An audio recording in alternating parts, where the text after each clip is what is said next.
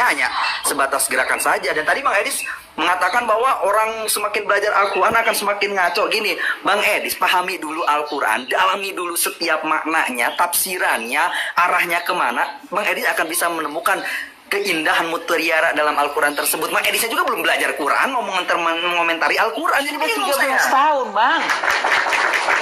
13 tahun di mana Bang Edis? 13 tahun. Kan sudah saya ceritain tadi, Bang. Masa saya ceritakan lagi, iya kan? Coba gini ya, yang ini dasar aja pakai huruf headset. idhar ada berapa? Huruf idhar ada berapa? Kalau Iya, belajar Quran. makanya, Bang, pertanyaan Abang itu Fatahin apa aja hurufnya? Baik, Huruf baik. Ini makanya muslim seperti ini. Makanya kita nggak nyambung begini. Saya itu ya katanya udah belajar 13 tahun. Sebentar dulu, Bang. Ya udah silakan. Begini ya, saya itu ketika mempelajari Al-Quran pertama kali dulu seperti itu. Nggak boleh kamu baca Qul huwallahu ahad, nggak boleh ahad, harus Qul huwallahu ahad, harus begitu. Loh, saya bilang, wah, tapi saya nggak ngomong karena saya bukan nyegani, kan nggak enak kan. Dalam hati saya begini, loh, saya itu bukan mau belajar qalqalah, bukan mau belajar tajwid, ya, bukan mau belajar tartil, bukan mau belajar bagaimana saya membunyikannya seperti orang Arab, bukan. Karena apa? Karena di dalam iman Islam membaca huruf-huruf itu akan mendapat pahala, tapi niat saya belajar Al-Quran bukan itu. Niat saya belajar Al-Quran untuk mengerti apa isinya, maknanya. Makanya saya sibuk mencari artinya, bukan sibuk menjadi seperti orang Arab. Dan maknanya itu bisa digapai dengan alatnya, Mbak Edis. Ibarat kata mau mancing, itu harus punya alat dong. Alatnya itu ilmu nahu, mantek, ba'ani, balago, untuk menggali itu. Jadi maknanya itu hanya sebatas makna yang nggak bisa ditafsirkan dengan makna letternya aja gitu, Pak Edis. Baik, saya jawab ya. Saya jawab. Tadi umat muslim mengklaim bahwa Al-Quran hanya bisa dipahami dengan ilmu-ilmu. Ya, dengan mengatakan harus paham 15 cabang ilmu, nahu, sorof, mantik, balago, dan sebagainya. Bang, walaupun abang belajar nahu, sorof, mantik, balago, dan sebagainya, sekarang Bang, kalau kita uji, coba apa arti alif lam mim? Gak ada yang bisa, Bang. Gak ada yang bisa. Makanya saya bilang, itu adalah kebohongan yang terus-menerus didengungkan. Akhirnya semua muslim percaya bahwa untuk memahami Al-Quran harus belajar nahwu sorof. Padahal di dalam Al-Quran apa dikatakan? Jika kamu ragu-ragu tentang apa yang diwahyukan kepada kamu, maka tanyakanlah orang-orang yang membaca kitab sebelum kamu. Suruh nanya, Bang, kepada orang-orang yang membaca kitab sebelum Al-Quran. Ahlul kitab, ya. Iya, sekarang tapi ahlul kitab yang dulu, Bang, yang orisinil. Nah, ini mulai nih. Rubah-rubah. Mulai nih, Bang, di dalam Al-Quran. Masih orisinil gak itu Injilnya? Oke, baik. Gini, Bang. Di dalam Al-Quran disebutkan, beriman kepada kitab-kitab sebelum Al-Quran. Sebelumnya, tapi apa yang dilakukan? Iman percaya dengan kitab-kitab, Bang. Iya, tapi apa yang dilakukan oleh umat muslim? Justru umat muslim sekarang malah beriman kepada kitab-kitab sesudah Al-Quran. Makanya sampai sekarang masalah kunut dan tidak kunut nggak beres-beres. Lu, di dalam Al-Quran itu kepada kitab sebelumnya.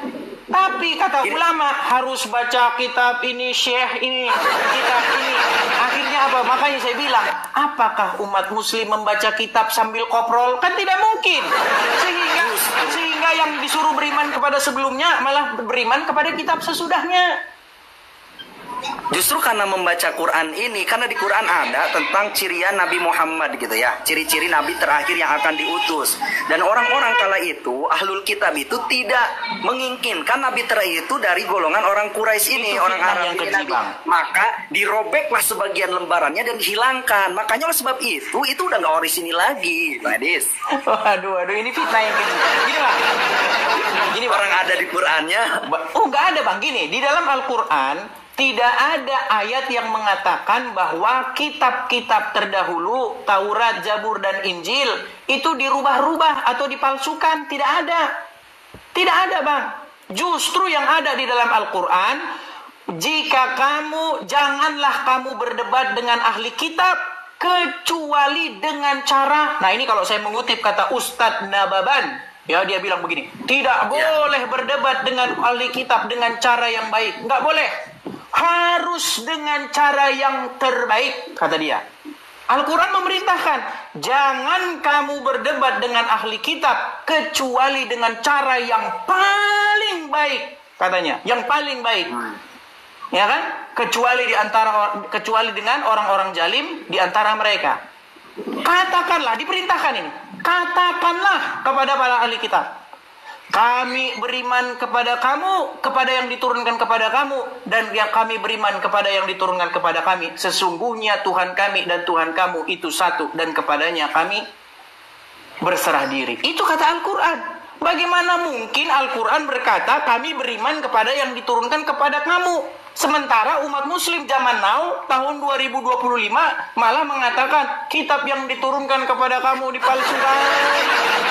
Ini makanya saya bilang umat muslim sekarang sudah tidak mau lagi membaca Al-Quran, ya, karena memang niatan baca Quran cari pahala, bukan mau cari tahu, Bang. Berat gitu. Maka di sininya letak diwajikannya menuntut ilmu itu, ilmu agama itu gitu, Bang Edis. Karena ada alatnya untuk menggalinya.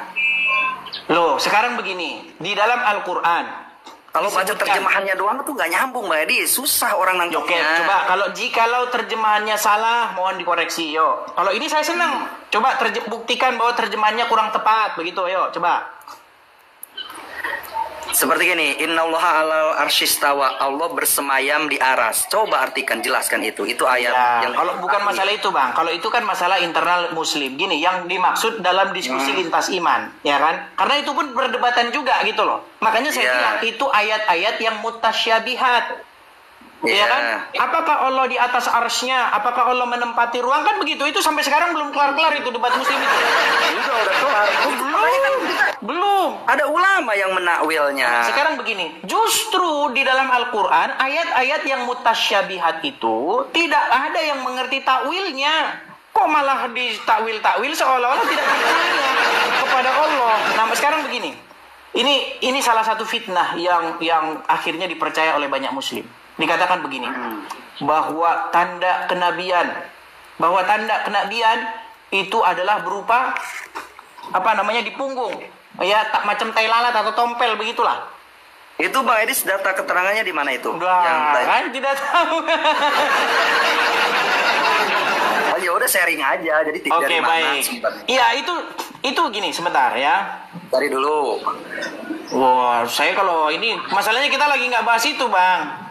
Enggak, masalahnya saya juga nggak tahu gitu, makanya ingin tahu. Silakan.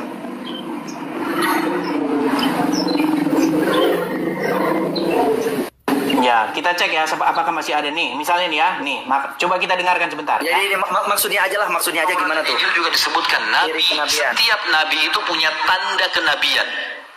Apa tanda kenabian, teman-teman sekalian? Sebuah daging yang menggumpal di pundak sebelah kanan, dan daging itu berwarna merah kehitam-hitaman dan memiliki memiliki bulu yang lebat. Macam tompel kan? Hai anak kecil. Macam tompel kan? Terus. Iya, terus tompel. apa tuh? Bang, mana ada, Bang, tanda kenabian tompel? Yang bener aja tanda kenabian tompel.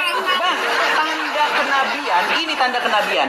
Jikalau dia berbicara atas namaku, terjadi. Itu tanda kenabian. Contoh. Saya bilang, besok jam sekian akan ada gempa bumi dan akan ada tsunami dan begini. Kejadian. Itu tanda kenabian itu. Tanda kenabian adalah ketika dia berkata, bernubuat akan sesuatu, maka perkataan itu terjadi. Itu Bang tanda kenabian kok tompel. Mungkin itu lebih ke tanda fisiknya, Bang. Tapi kan ada yang namanya irhas, tanda-tanda calon nabi itu ada. Dia ada mempunyai keajaiban di luar nalar yang disebut dengan irhas. Tapi ginilah, Bang, intinya begini. Memang banyak orang itu kan beragama hanya sekedar ikut-ikutan, ya kan? Nah, saya ini, Bang, saya ya berpetuah lah atau menasehati gini. Ketika saya menghabiskan waktu saya ya mempelajari Bible, mempelajari agama Islam, ya terutama Al-Quran, saya dapati, Bang, bahwa ya saya panggil Anda untuk pergi kepada jalan yang benar. Karena Anda masih tiap hari berkata, tunjukkanlah kami jalan yang lurus. Sementara Yesus berkata, akulah jalan dan kebenaran dan hidup. Yesus firman Tuhan yang turun ke bumi menjadi manusia. Sementara Muhammad bukan firman Allah yang menjadi manusia. Sedangkan Muhammad saja berkata, dia tidak tahu apakah dia masuk surga atau tidak. Betul? Pernah ada satu percakapan antara dua muslim menceramahi siapa itu ahli tafsir Al-Quran di Indonesia, asal Indonesia, Pak Quraish Shihab. Apa kata Quraish Shihab? Tidak benar. Tidak benar bahwa Muhammad sudah dijamin masuk surga. Bahkan ada ayat di dalam Al-Quran yang berbunyi bahwa disuruh mengatakan bahwa dia tidak tahu apa yang akan diperbuat terhadap dia. Ya, sebentar bang. Nih, saya bacakan ayat Qurannya. Kalau saya ngomong harus ada dasarnya bang. Di dalam surat Al-Ahqaf ayat yang ke-9, bisa bang cek.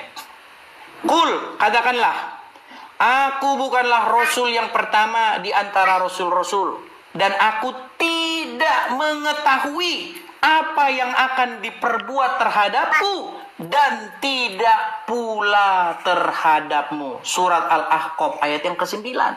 Muhammad sendiri disuruh ngomong begitu. Dia nggak tahu apa yang akan diperbuat terhadap dirinya dan juga terhadap pengikutnya. Lalu bagaimana mungkin umat muslim mengarang-arang cerita bahwasanya sahabat begini dijamin masuk surga, sahabat ini dijamin masuk surga. Dia Muhammad disuruh ngomong nggak tahu apa yang akan terjadi kepada dirinya. Banyak bodak. Bang, ada anak-anak ini bang. Kita bisa di ban sama tok-tok ini. Iya, makanya mungkin nanti sambung lagi bang ya. Sambung lagi bang Eris. Oke, makasih bang. Makasih bang. Salam saudara-saudara, berjumpa kembali bersama dengan saya di channel ini. Bagaimana kabar kita semua? Kiranya kabar kita selalu baik-baik saja dan terus diberkati Tuhan dengan melimpah-limpah. Amin. Terima kasih buat teman-teman yang sudah menonton video ini dari awal, pertengahan, sampai selesai. Dan kita sudah mendengarkan diskusi antara Idris TV dengan pria muslim tadi.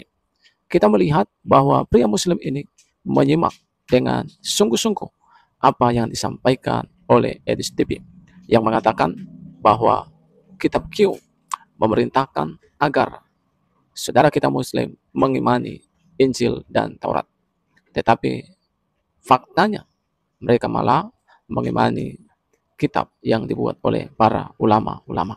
Dan ketika pria muslim ini mendengar itu, dia begitu kaget dan kita yakin apa yang disampaikan oleh Idris TV itu akan tersimpan dalam hatinya. Nah, kenapa kita harus mengimani Injil dan Taurat? Karena ketika kita mengimani Injil dan Taurat, disitulah kita akan mengerti dan paham bahwa makna daripada kitab-kitab ini adalah pusatnya adalah Yesus Kristus. Di mana dalam kitab Taurat menubuatkan tentang kedatangan Mesias, dan di mana dalam kitab Injil di situ akan diceritakan tentang mukjizat Yesus Kristus, tentang ketuhanan Yesus Kristus. Dan ketika ini mereka pelajari, maka mereka akan semakin memahami siapa itu Yesus. Dan kita melihat di media-media sosial banyak sudah menjadi cerdas, seperti Saifuddin Ibrahim, seperti para murtadin lainnya. Mereka menemukan dalam Injil bahwa Yesus itulah firman Allah yang telah jadi manusia, yang dijelaskan oleh kitab Q bahwa Yesuslah kalimatullah yang datang ke dunia.